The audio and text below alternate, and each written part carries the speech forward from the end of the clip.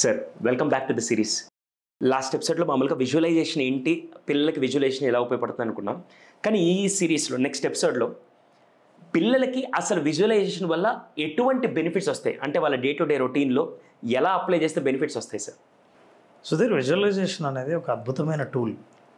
స్టూడెంట్స్కి తన లైఫ్లో ఉన్న అన్ని విషయాల్లోనూ విజువలైజేషన్ని వాడుకోవడం వల్ల తను అన్నిట్లో అద్భుతమైన పర్ఫార్మెన్స్ని ప్రదర్శిస్తాడు. ముఖ్యంగా 3 ప్రయోజనాల గురించి మనం మాట్లాడవచ్చు. ఏంటంటే కాన్సన్ట్రేషన్, ఫోకస్ పెరుగుతుంది. Okay sir. రెండోది సెల్ఫ్ కాన్ఫిడెన్స్ బాగా ఇంప్రూవ్ అవుతుంది. ఫెంటాస్టిక్. ఇది ఏ స్టూడెంట్కి అయినా చాలా అవసరం. అవును. మూడోది నెగటివ్ థింకింగ్. ఈ నెగటివ్ థింకింగ్ నుంచి ఈజీగా బయటపడవచ్చు. సార్, ఇప్పుడు ఎలాగో మీరు 3 విషయాలని చెప్పారు.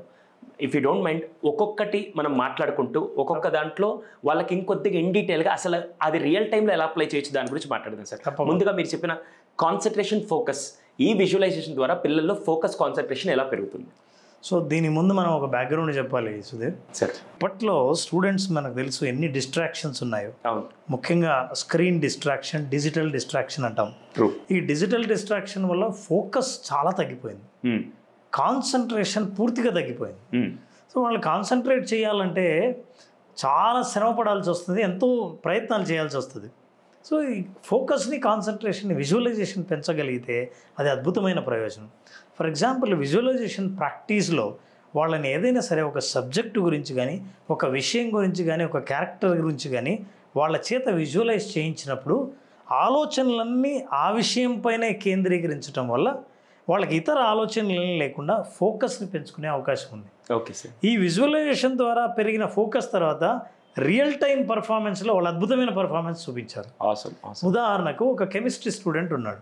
ఒక పిక్చర్ డ్రా చేయాలి.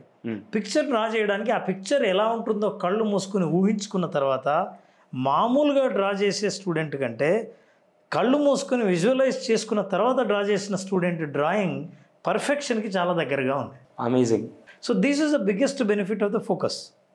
అట్లాగే ఏదైనా ఒక విషయం గురించి ఆలోచిద్దామని అనుకున్నప్పుడు ఇప్పుడు మనకు మొబైల్ ఫోన్ ఏం నేర్పించిందంటే ఏ విషయం మీద కంటిన్యూస్గా ఫోకస్ లేకుండా వాళ్ళు స్క్రీన్ని స్క్రోల్ చేస్తూ ఉంటారు, ఎన్ని రకాలైన సైట్లో చూస్తూ ఉంటారు.